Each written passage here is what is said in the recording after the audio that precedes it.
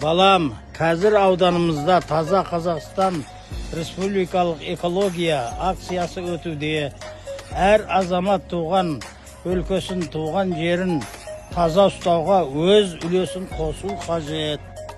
Biz de kömekleşik.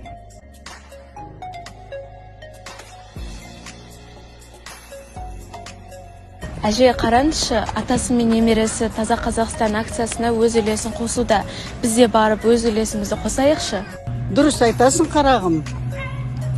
Бұл тазалық тән саулығы, жан саулығы. Таза ұстау өлкемізді әрбір азаматтың борышы.